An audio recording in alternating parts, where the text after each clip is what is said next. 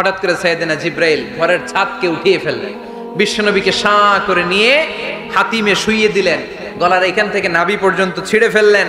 এটাকে বলে open heart surgery, শাক্কে সাদার, সিনা চাক করলেন। আল্লাহ রাসূলের হৃদয় বের করে জামজামের পানি দিয়ে ধৌত করলেন। হৃদয়ে নূর, ঈমান, হিকমা, প্রজ্ঞা দিয়ে হৃদয়টারে আবার পরিপূর্ণ করলেন, আবার সেলাই করে দিলেন। তারপরে সরাসরি এখান থেকে বাইতুল মাকদাস, ওখান থেকে আল্লাহর আরশে নিয়ে গেলেন। আল্লাহ সাউফা ইউতিকা রাব্বুকা ফাতারদা, নবী এমন এমন জিনিস আমি আপনারে দেব, আপনি তো নিয়ে কুল পাবেন না। যখনই আপনার মন খারাপ, তখনই আমার দেয়া নেয়ামত আপনার জন্য আছে না নেই? মেরাজে চলে গেলেন, রবের সাথে সাক্ষাৎ করে দুনিয়ায় আসলেন। আসার পরে মক্কার লোকেরা আবার বিশ্বনবীকে হত্যার ষড়যন্ত্র শুরু করে দিল। বিশ্বনবী ডানে যাওয়ার জায়গা পায় না, বায়ে যাওয়ার জায়গা পায় না, সামনেও যেতে পারে না, পেছনেও যেতে পারে না। আল্লাহ বললেন, নবী এই এলাকায় আর থাকার দরকার নাই, আপনি মদিনায় চলে যান। তবা তয়বা মদিনাতুন নবী, পবিত্র শহর, যে শহরের মাটিতে বরকত, যে শহরের বালুতে বরকত। চিল্লায় পড়েন সুবহানাল্লাহ। বিশ্বনবী আল্লাহ তাআলার আদেশে এই কষ্টকর পরিস্থিতি থেকে উত্তরণের জন্য মক্কা থেকে মদিনায় গেলেন। মদিনায় যাওয়ার সাথে সাথে লোকজন গাইতে শুরু করলো, তালাআল বাদরু আলাইনা মিন সানিয়াতিল ওয়াদা ওয়াজাবা শুকরু আলাইনা মাদআ লিল্লাহি দা আইয়ুহাল مبعوث فينا جئت من أمر المطاع جئت شرفت المدينة مرحبا يا خير دا সবাই পড়েন, طلع البدر علينا من ثنيات الوداع وجب الشكر علينا ما دعا لله دا সুবহানাল্লাহ পড়েন। মক্কায় অত্যাচার, মক্কা থেকে গেলেন, সবাই ফুল নিয়ে দাঁড়ায় আছে আর পড়তে আরম্ভ করছে, তালা আল বদ্রু আলাইনা। আবার বৃদ্ধ বনিতা, মদিনার ছোট বড় মাঝারি নারী পুরুষ কেউ বাদ যায় নাই, সবাই বিষ্ণু ইসা ইসলামকে ওয়েলকামিং রিসেপশন দেওয়ার জন্য চলে এসেছে। এই দৃশ্য দেখে বিশ্বনবীর মন খারাপ ছিল, আবার মন ভালো হয়ে গেল।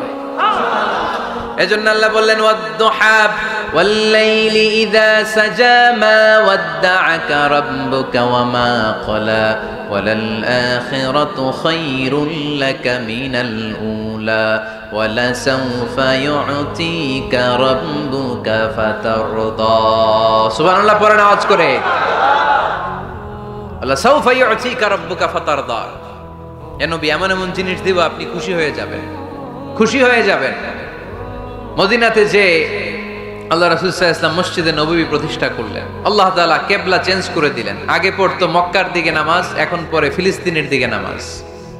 16 থেকে 17 মাস রাসূল সাল্লাল্লাহু আলাইহি ওয়াসাল্লাম ফিলিস্তিনের দিকে, মানে ইহুদিরা যে দিকে নামাজ পড়ে ওই দিকে হয়ে নামাজ করলেন। কারণ আদেশটা কার?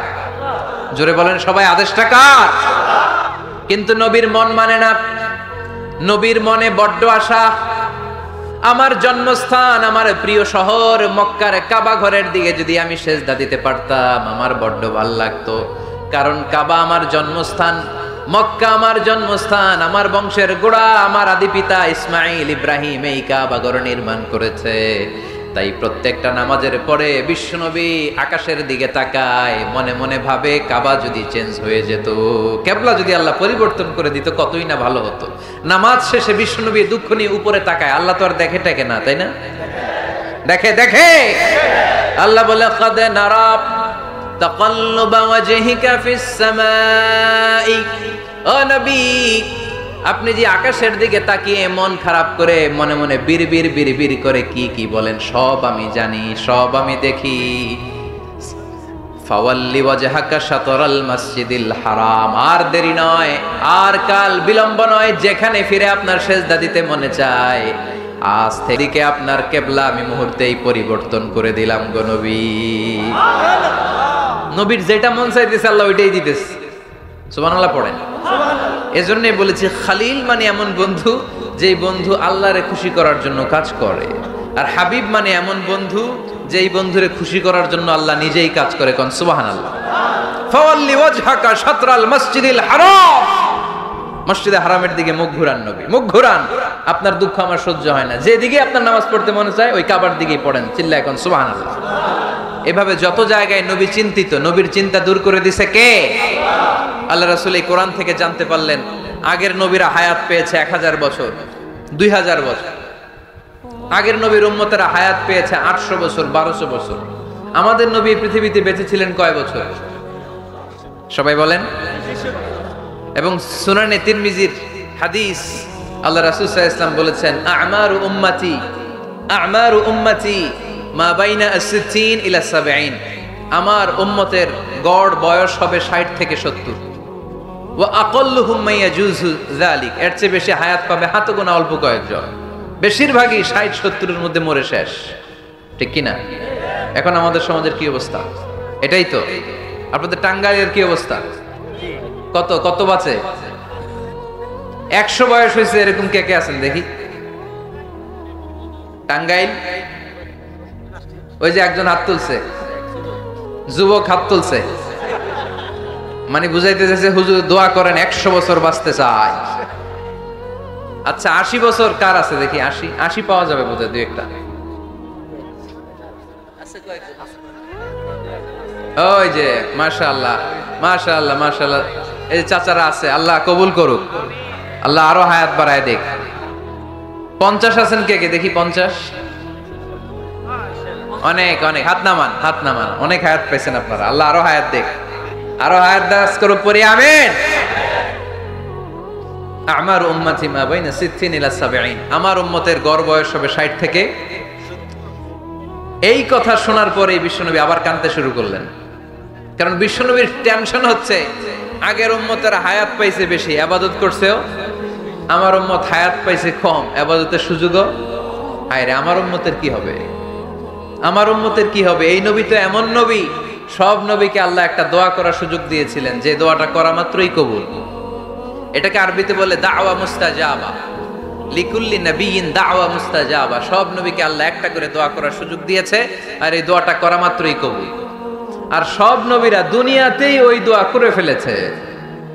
আল্লাহ রাসূল সাল্লাল্লাহু আলাইহি ওয়াসাল্লাম বলেছেন, ওয়া ইন্নী আখতাবিউ দাওয়াতি শাফাআতান লি উম্মতি ইয়াউমাল কিয়ামা। ওই দোয়াটা আমি দুনিয়ায় করি নাই, ওই দোয়াটা আমি তোমাদের জন্য কিয়ামতের ময়দানে যাতে তোমাদেরকে সুপারিশ করে জান্নাতে ঢুকাতে পারি ওই জন্য রেখে দিয়েছি। কত কষ্টে বিষ্ণু ঈসা ইসলাম ছিলেন, খাবার ছিল না, পেটে পাথর বেঁধেছেন। যদি বলতেন আল্লাহ ওই দোয়াটা করলাম, আপনি খাবার দেন, জান্নাতের খাবার পাঠিয়ে দিত কে? উহুদের ময়দানে দাঁত ভেঙেছেন, রক্ত ঝরেছে, যদি দোয়াটা করতেন মুহূর্তে বিজয় দিত কে? কোন পরিস্থিতিতে ওই দোয়াটা বিশ্বনবী করছেন? রেখে দিয়েছে। দেখেন অন্য নবীর সাথে আমার নবীর অ্যাটিটিউডে পার্থক্য। অন্য নবীরাও চাইলে রাখতে পারতো এদের উম্মতের জন্য, না, বিপদের দিনে ওটা কাজে লাগায় ফেলছে। প্রত্যেক নবী একটা করে দোয়া করার সুযোগ পেয়েছিল, যে দোয়াটা করা মাত্রই কবুল। সব নবীরা দুনিয়াতেই শেষ, একমাত্র শুধুমাত্র কেবলমাত্র আমার আর আপনার নবী ছাড়া রেখে দিয়েছেন তিনি, রেখে দিয়েছেন ওই দোয়া আমাদের জন্য, আমার জন্য, আপনার জন্য, আমাদেরকে বাঁচানোর জন্য ওই দোয়া রেখে দিয়েছে। চিল্লায় বলেন ঠিক কি না? রেখে দিয়েছেন। কাঁদতে লাগলেন, আল্লাহ আগের উম্মতেরা হায়াত পেয়েছে 1000 বছর, ইবাদত করেছে বেশি, আমার উম্মতেরা 60 আর 70 এর মাঝখানে মরলে এদের নসিবে কি হবে? আমার উম্মতের তো ইবাদতের সংখ্যা কম। আবার কান্না শুরু করলেন, মন খারাপ, আল্লাহ দেখে, নবীর যে মন খারাপ আল্লাহ দেখে। আল্লাহ নাজিল করলেন, ইন্না আনজালনাহু ফি লাইলাতিল কদরি ওয়া মা আদরাকা মা লাইলাতুল কদর লাইলাতুল কদরি খায়রুম মিন আলফি শাহর। সুবহানাল্লাহ পড়েন। আল্লাহ বলে, নবী আপনি কাঁদবেন না, আপনার চোখের পানি আমার সহ্য হয় না। অন্যান্য নবীর উম্মতদেরকে হায়াত দিয়েছি বেশি, কদরের রাত দেই নাই। আপনার উম্মতকে যদিও হায়াত লম্বা দেই নাই, কিন্তু আপনার উম্মতকে আমি লাইলাতুল কদরের রাত দিয়েছি গো নবী। লাইলাতুল কদরি খায়রুম মিন আলফি শাহর, 1000 মাসের চেয়ে সেরা। এই এক কদরের রাতে যদিও 60 থেকে 70 বছরের মধ্যে মারা যাবে, কিন্তু এই এক কদরের রাতে ইবাদত করলে 1000 বছর ইবাদত করলে যে সওয়াব, তার চেয়েও বেশি সওয়াব আপনার উম্মতের আমলনামায় ঢুকায় দিবে কে? আল্লাহ। খায়রুম মিন আলফি শাহর, 1000 বছর। 1000 বছরে হয় 83 বছর 4 মাস। আলফি শাহর 1000 মাস, 1000 মাসে হয় 83 বছর 4 মাস। এজন্য কদরের রাতে ইবাদত করতে রাজি আছেন তো? বিশ্বনবীর যেখানেই মন খারাপ, মন ভালো করে দেয় কে? সর্বশেষ কিয়ামতের ময়দানে মাকামে মাহমুদে বিশ্বনবী সিজদায় পড়ে কাঁদবেন। আল্লাহ বলবেন, জিব্রাইল যাও, দুনিয়ায় কান্না সহ্য করতে পারি নাই, আজ কিয়ামতের ময়দানেও আমি আমার নবীরে কাঁদতে দেব না। ইযহাবিয়া জিব্রাইল কুল্লাহু মা ইউবকিক, যে আমার নবীরে বলো, নবী আপনি কাঁদেন কেন? সাইয়েদনা জিব্রাইল যে বললেন, নবী আল্লাহ জিজ্ঞেস করেছেন আপনার কান্নার কারণ কি। বিশ্বনবী তখনও সিজদা থেকে মাথা তোলেন না, সিজদায় পড়ে উত্তর দেয়, উম্মতি উম্মতি উম্মতি উম্মতি রব্বি হাবলি উম্মতি।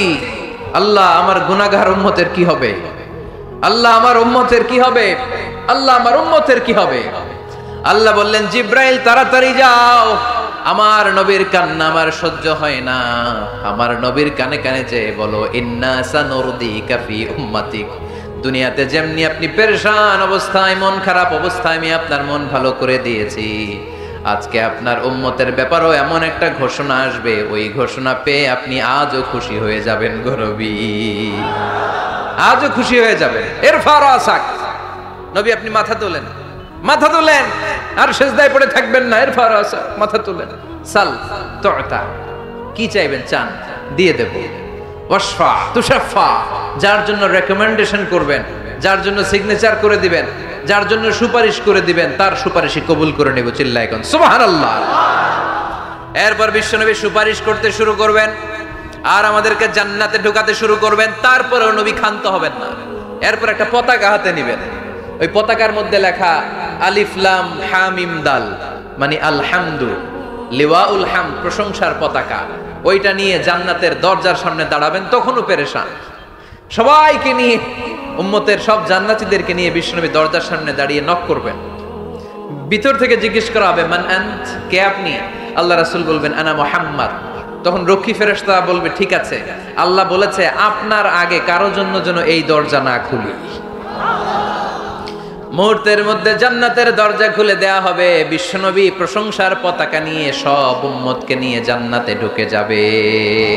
ওয়ালা সাউফা ইউতিকা রাব্বুকা ফাতারদা, নবী গো আপনি নিরাশ হবেন না, ভয় পাবেন না, হাল ছেড়ে দিবেন না, আমার উপর ভরসা রাখেন। আপনার বিপদ আছে যেখানে, আমি আল্লাহ। বিশ্বনবী যেখানে বিপদে পড়েছেন, বিপদ থেকে উত্তরণ করেছে কে? এরপরে বিশ্বনবীর আল্লাহ স্মরণ করায় দিচ্ছেন, নবী আলম ইয়াজিদিকা ইয়াতীমান ফাআওয়া ওয়া ওয়াজাদাকা দাল্লান ফাহাদা। সুবহানাল্লাহ পড়েন। তার মানে শপথ, রাতের শপথ, দিনের শপথ শেষ, কনফার্মেশন শেষ, এবার রিমাইন্ডার, স্মরণ করায় দিচ্ছে, নবী গো আলম ইয়াজিদকা ইয়াতীমান ফাআওয়া, আমি কি আপনার ইয়াতীম পাই নাই? আল্লাহ রাসূল সাল্লাল্লাহু আলাইহি ওয়াসাল্লাম যে ইয়াতীম ছিল জানেন? দুনিয়ায় আসার আগেই বাবা হারিয়েছেন, 6 বছর বয়সে মা হারিয়েছেন, মা ইন্তেকালের পরে দাদা আব্দুল মুত্তালিবের কাছে মানুষ হয়েছে, মাত্র 2 বছর। আল্লাহ রাসূলের বয়স যখন 8, দাদাকেও হারিয়েছেন। তারপরে চাচার কাছে ইয়াতীম নবী মানুষ হয়েছেন। আল্লাহ বললেন, নবী টেনশন কিসের? ওই যে আপনি ছোট্টবেলায় ইয়াতীম ছিলেন, আমি নিজে আপনার চাচার মাধ্যমে আপনার লালন পালনের ব্যবস্থা করে দিয়েছি। আলাম ইয়াজিদিকা ইয়াতীমান ফাআওয়া, আপনি ইয়াতীম ছিলেন, আমি আপনার লালন পালনের ব্যবস্থা করলাম। ওয়া ওয়াজাদাকা দাল্লান ফাহাদা, আপনি পথ খুঁজছিলেন, আমি পথ দেখিয়েছি। আপনি ছিলেন দল্লান, দল শব্দের একটা অর্থ হচ্ছে ভ্রষ্ট বা গোমরা। আল্লাহ রাসূল কি ভ্রষ্ট ছিল? গোমরা ছিল না। আল্লাহ রাসূল ভ্রষ্ট ছিলেন না, গোমরা ছিলেন না। যদিও অফিশিয়ালি তিনি 40 বছর বয়সে নবী হয়েছেন, কিন্তু ওনার 40 বছরের আগের জীবনেও আমাদের জন্য অনুকরণীয় অনুপম আদর্শ। চিল্লায় বলেন ঠিক কি না? এখানে দলের অর্থ হচ্ছে, নবী you are searching the right way, then I guided you to the right way. You are searching the truth, আপনি সত্য পথ খুঁজছিলেন, খুঁজে পাচ্ছেন না, কোনটায় কোনটায়? আপনি পথ হারা পথিকের মতো খুঁজছিলেন। অনেক সময় হয় না কি রে, টাঙ্গাইল যাব, রাস্তা কি এইটা না ওইটা? মাঝে মাঝে আমরা দোদল্যমান থাকি, আছে না নাই? আল্লাহ বললেন নবী আপনি সত্য খুঁজছিলেন, সত্য কি এদিকে না ওদিকে? আমি বললাম নবী ওই দিকে নয়, আপনি এই দিকে যান, এভাবে আমি আপনারে পথ দেখিয়েছি। চিল্লায় কোন সুবহানাল্লাহ। আমরা যখন পথ ভুলে যাই, পথ দেখায় কে? জোরে বলতে হবে কে? আমি যদি কোনদিন পথ ভুলে যাই, হাত ছানি দিয়ে কাছে নিও, মমতার বন্ধনে আমায় বেঁধে সব ভুল ক্ষমা করে দিও। পড়েন, আমি যদি কোনদিন পথ ভুলে যাই, হাত ছানি দিয়ে কাছে নিও, মমতার বন্ধনে আমায় বেঁধে সব ভুল ক্ষমা করে দিও। চিল্লায় পড়তে হবে আমিন। এটা কিন্তু একটা দোয়া, যদি আল্লাহ পথ ভুলে যাই পথ দেখায় দিও। প্রতিদিনই কিন্তু এই দোয়াটা পড়ি সূরা ফাতিহায়, ইহদিনাস সিরাতাল, সবাই বলেন ইহদিনাস সিরাতাল, ও আল্লাহ show us the right path, show us the correct path, show us the straight path। আল্লাহ সোজা রাস্তা দেখান, যে রাস্তা শুরু হয়েছে দুনিয়ায় ঢুকে গিয়েছে জান্নাতে। ওয়াজাদাকা দাল্লান, আপনি পথ খুঁজছিলেন, আমি আপনারে পথ দেখিয়েছি। ওয়াজাদাকা আইলান ফাআগনা, আপনি ছিলেন নিঃস্ব, আমি আপনাকে ধনাঢ্য বানিয়েছি। তাফসিরে এসেছে ফাআগনা বিখাদিজা, আমি খাদিজার সাথে বিয়ে পড়াইয়া দিয়ে আপনারে ধনী বানাইয়া দিয়েছি। আল্লাহ রাসূল সাল্লাল্লাহু আলাইহি ওয়াসাল্লাম খাদিজা রাদিয়াল্লাহু তাআলা আনহার ব্যবসায় কাজ করতেন। আল্লাহ রাসূল সাল্লাল্লাহু আলাইহি ওয়াসাল্লামের আমানতদারিতায় মুগ্ধ হয়ে আম্মাজান খাদিজা বিয়ের প্রস্তাব পাঠালেন। বিয়ে হয়ে গেল, আরশের উপর থেকে আল্লাহ সাইয়েদানা খাদিজাকে সালাম পাঠালেন। আর সাইয়েদাতুনা খাদিজা বললেন নবী আজ থেকে আমার সম্পদ বলে কোনো কথা নাই, সব সম্পদ আপনার পায়ের সামনে আমি ঢেলে দিলাম, আপনার যা মনে চায় এটা দিয়ে করেন, ইসলামের দাওয়াত দেন। ফাআগনা বিখাদিজা, খাদিজার সাথে বিয়ে করিয়ে দেওয়ার মাধ্যমে আল্লাহ রাসূলকে ধনী বানায় দিল কে? তার মানে তিনটা রিমাইন্ডার দিলেন। এক নম্বরে আপনি এতিম ছিলেন, লালন পালনের ব্যবস্থা করলাম। আপনি পথ খুঁজছিলেন, আমি আপনার সঠিক পথের দিশা দিয়ে দিলাম। আপনার টাকা পয়সা ছিল না, আমি আল্লাহ আপনারে ধনী বানিয়ে দিলাম। সুবহানাল্লাহ পড়েন। এবার তিনটা কর্মসূচি, কয়টা? আওয়াজ করে বলতে হবে কয়টা? এক নাম্বার কর্মসূচি ফাআম্মাল ইয়াতীমা ফালা তাকহার, নবী হে খবরদার এতিমদেরকে ধমক দিবেন না, এতিমদেরকে তাড়িয়ে দিবেন না, কারণ আপনি নিজেই তো এতিম ছিলেন, ঠিক কি না? এজন্য রাসূল সাল্লাল্লাহু আলাইহি ওয়াসাল্লাম এতিমের দরদ বুঝতো বেশি, সব সময় এতিমদেরকে আদর করত। আর যারা এতিমদেরকে আদর করে তাদেরকে আল্লাহ রাসূল পছন্দ করতেন বেশি। পড়েন সুবহানাল্লাহ। সুবহানাল্লাহ। আপনারা এতিমদেরকে লালন পালন করেন, কয়েকজন এতিমের দায়িত্ব নিয়েছেন, বা এতিমখানায় সম্পদ দান করেন, সাদাকা করেন, এরকম কে কে আছেন দেখি? মাশাআল্লাহ, আল্লাহ তুমি কবুল করো। হাত নামান। এতিমদেরকে দান করবেন, তাদের ওখানে সাদাকা করবেন। আল্লাহ রাসূল বলেছেন আনা ওয়া কাফিলুল ইয়াতীমি কাহাতাইন। খেয়াল করেন আমার আঙ্গুলের দিকে, আনা ওয়া কাফিলুল ইয়াতীমি কাহাতাইন, আমি আর এতিমের রক্ষণাবেক্ষণকারী কিয়ামতের দিন প্রতিবেশীর মতো পাশাপাশি থাকবো। এক সাহাবী এসে বললেন ইয়া রাসূলুল্লাহ আমার হৃদয়টা বড্ড শক্ত, হৃদয় নরম হয় না, চোখ দিয়ে পানি নামে না, কি করব? ইয়াশতাকি কাসওয়াতাল কলব। আল্লাহ রাসূল বললেন হৃদয় নরম করতে চাও, ইরহামিল ইয়াতীম, এতিমের উপর রহম করো।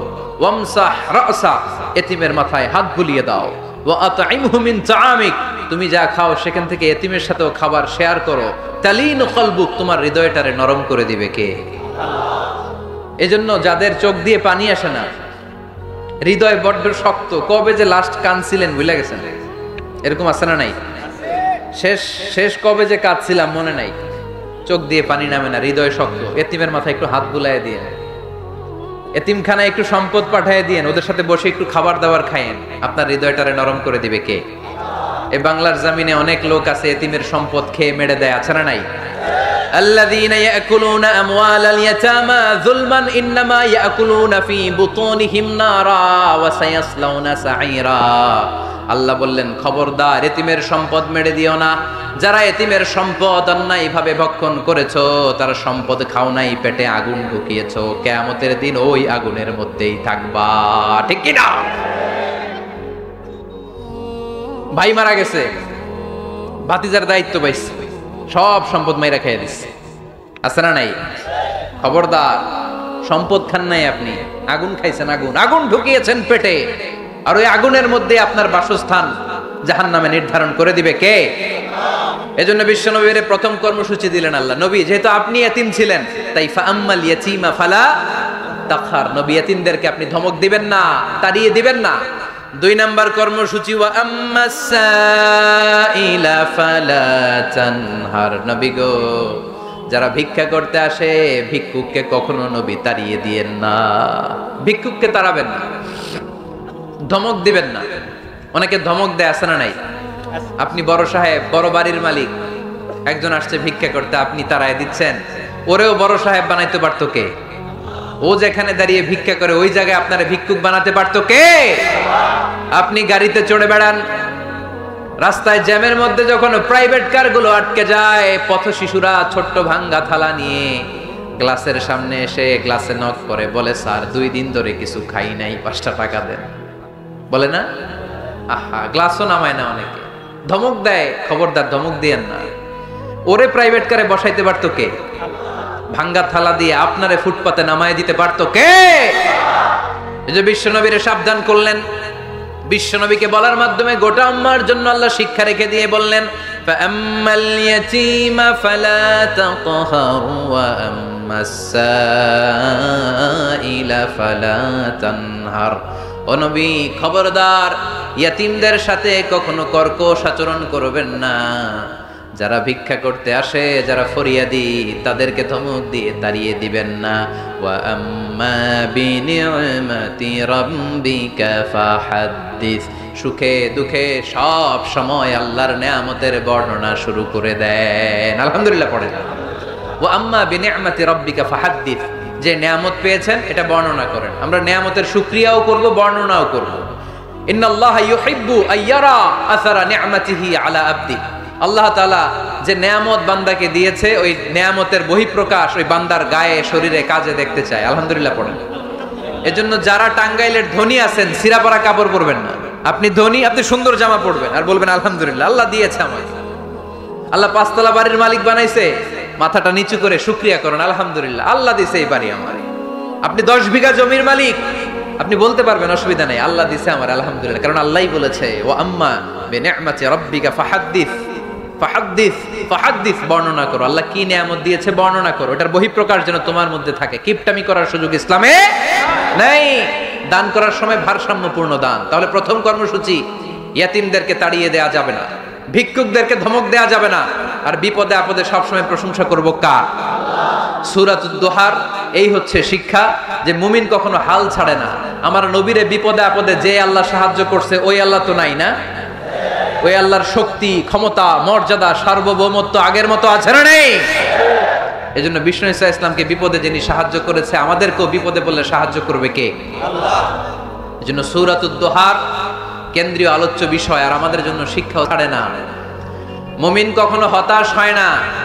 টাঙ্গাইলের যুবক ছেলেরা আওয়াজ করে উত্তর বলো, মুমিন কখনো হতাশ হতে পারে না, হাল ছাড়তে পারে না, ভরসা হারাতে পারে না। মুমিন ভরসা রাখে একজনের উপর, চিল্লায় বলো তিনি কে? আমরা বিপদে আপদে আল্লাহর উপর ভরসা রাখবো। যখন বিপদ আসে আমরা ধৈর্য ধারণ করব। ধৈর্য ধারণের সওয়াব আছে না নাই? কারণ মুমিন জানে রাত্রি যত গভীর হয়, অন্ধকার তমানিসা ভেদ করে সুবহে সাদেক হয়। গর্ভবতী নারীর যেদিন পেটের ব্যথাটা বেশি বাড়তে থাকে, বোঝা যাচ্ছে নতুন মেহমান আগমনের সময় কাছে এসেছে। জোরে কোন ঠিক কিনা? তেমনি মুমিনের জীবনে দুঃখ, কষ্ট, বিপদ যদি আসে,